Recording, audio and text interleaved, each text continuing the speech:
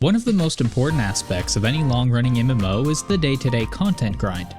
Great combat, immersive worlds, and an interesting questline will get you far, but without something to do after the fact, players will likely start to look elsewhere. Ladies and gentlemen, welcome. I'm Kurojakku. With Evercold coming next year and apparently many changes to the core reward systems we've come to know alongside it, I wanted to take a deeper look at what we have now and where it ideally may be headed in the not-so-distant future. Like and subscribe for more MMO stuff, more about how you can support at the end. Now, let's get into the various rewards given to us in Final Fantasy XIV. Now, I do want to preface that this will mostly be focused on the core day-to-day content, that being just about anything you'd find in a roulette. Dungeons, trials, raids, and even whinge about guild hests for a moment, who knows? That sort of thing. I did consider including side activities like deep dungeons and field operations in this discussion, but there's a whole lot more to go over with each of those, so I figured for the sake of time and the sake of future content, I'll give each of those their own deep dive in the future. Also, for the sake of time, I'm not going to explain what a dungeon or trial is, as I'm sure you are all well aware of what that is. If you aren't aware, then go back to your MSQ, you'll find out when you're older. Roulettes are the backbone of repeatable content, so we will start here. These are essentially matchmaking playlists of various things with a daily incentive attached to help each fill parties. A genuinely good system, albeit a little flawed.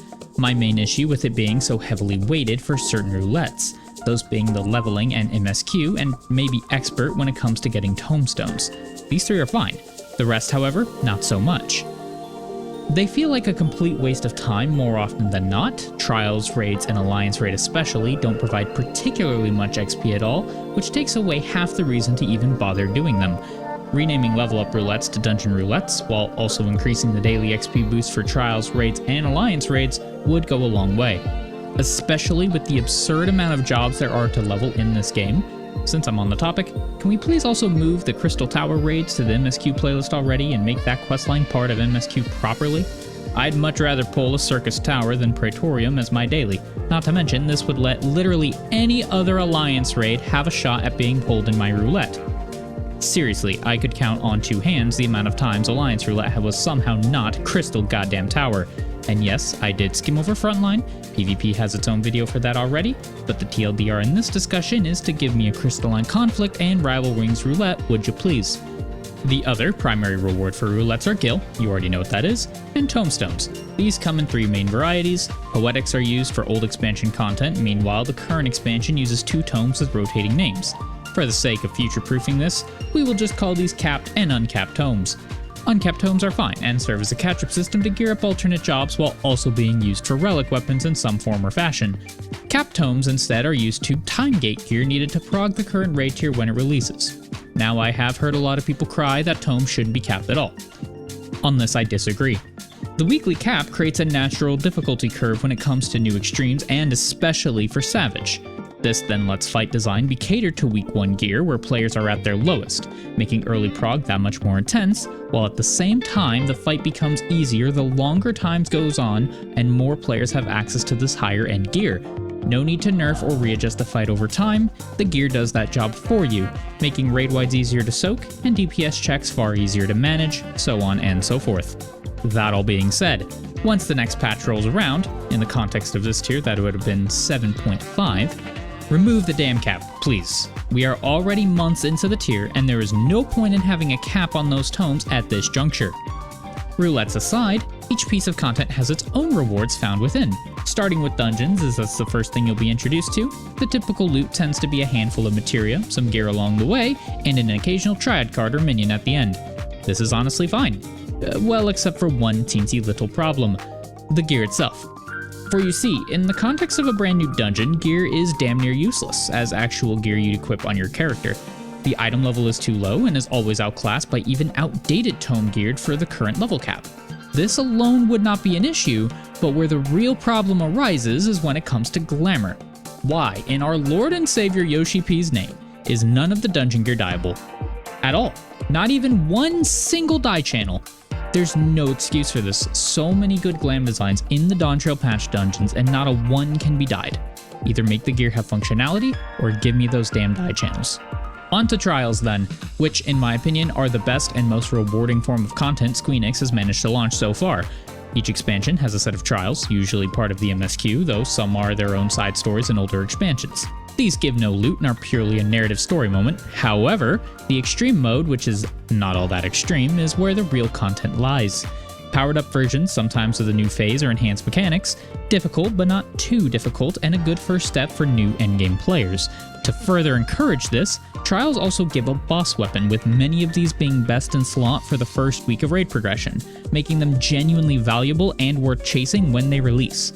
Every clear drops a random weapon, a coffer containing any weapon based on the class you open the coffer with, and a totem is deposited directly into your bags as a sort of pity system, with longer extremes even giving 2 totems per run.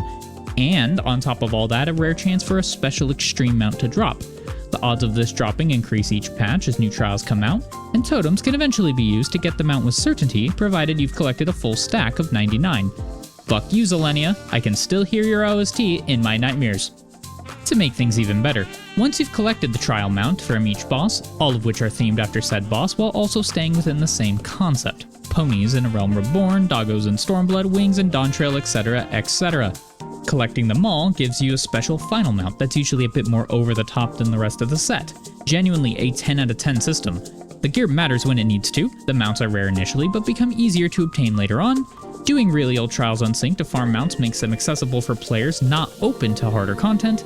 The only real complaint I have is the shop not selling mounts for totems till a much later patch. If you must have them be a drop exclusive for a time, it should be one single patch at most. Personally, I'd say just make them obtainable day 1, but that's just me. That, and perhaps adding a set of achievements for clearing each extreme at a synced eye level, perhaps with an alternate recolor of the collection mount once you've cleared all 7 in an expansion. This is just to give some sort of reason to do old fights at their design level, besides just bragging rights. It doubles as a way to guarantee a version of that collector's mount after the 7th trial is released and cleared without devaluing it entirely. You'll get one version for collecting, and one version for clearing on level sync, and progress to both if it happens to be the current expansion.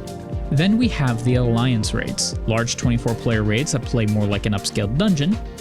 Too upscaled in my opinion, as most of these bosses have gigantic health pools. The rewards are mostly fine, minions, music rolls, materia as usual. Glam is extremely hit or miss for some reason. I swear, SC just likes to throw the worst glam concepts possible at Alliance raids this expansion. Thank the light we got decent ones in this last one that came out. I'd love to show you some if it wasn't for one teensy tiny whittle problem. The loot lockout. For some godforsaken reason, they decided to get one, count that one, single one piece of gear per week. This restriction is lifted like 2 patches later, but why have it at all? Using the current tier gear as an example, the gear is at best a catch-up mechanic and is useless to anyone who's been raiding this tier. It entirely exists solely to be used as glam, and thankfully they had the sense to make it dyeable. Fix those dungeons already, I'm not going to be shutting up about that. So what is the actual point of a lockout system for casual content? If someone wants to gear up solely off of Alliance raids, fuck them, let them have their fun. It's not even best in slot gear anyways. Oh, and you do also get a coin once a week to exchange for upgrade materials normally only found in Savage. I have no issues with this, besides needing to do previous raids for their coins as well. The 3rd tier Alliance coin should get the 3rd tier raid upgrades. Keep it simple, stupid. While you're at it, take the weekly limit off the coin for old Alliance raids too. Let the people farm your game if they so wish. All this then brings me to raids, which are the 8-man fights that are basically a series of 4 trials per tier. Normal will drop bits and bobs used to obtain gear with, you guessed it, another weekly lock. This still makes no goddamn sense. You get 1 drop per fight per week, totaling in 4, but that is not 4 pieces of gear. No, that'd be too simple. You see, it can be if you get accessories, but it can also mean 1 single chest piece. We will come back to this later. Savage, however, the much harder variant of raids, and harder still than the extremes mentioned earlier, has its gear divvied up amongst the 4 fights with consistent drops each clear. Instead of a lockout where it's 1 drop per person, everyone may roll on these coffers, meaning you can potentially end up sweeping the board or getting nothing at all. The downside to all this, however, is that once you clear for that week, that is it. Which is fine, I understand the idea. The issue arrives when you are now locked from playing with others in that fight. The loot for everyone else is limited because you happen to exist. You can't even roll on loot anyways. We already have this system in alliance raids, so why are we punishing players for wanting to replay a fight with a different group of friends? Keep the loot rules as is, fuck the way chest spawns work, and we will have a decent system. I am convinced this lack of replayability is part of why Party Finder is such a hell when it comes to Savage compared to other forms of content. Lack of replayability and lack of extra practice. Back to normal raids and useless ideas. This gear is useless. It's worse than the crafted gear, worse than tome gear, has no place in anyone's week 1 prog. Okay, maybe one role might say otherwise that I'm not aware of, but for most of us, it just serves no function. Either remove the weekly cap, or even better, make it an actual rival to crafted gear and not be the set you just purposely put all the bad stats on so that we can forget about it. But alas, that is enough ranting and raving for one evening.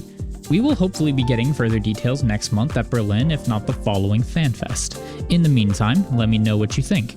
Are there any other glaring issues with the usual rewards I failed to mention?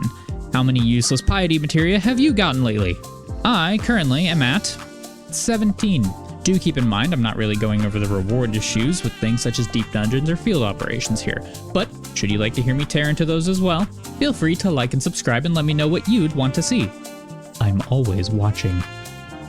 You can always support the channel further for just $1 a month by clicking that little join button and have your name here at the end of every video going forward. Thank you all so much for watching, and until next time.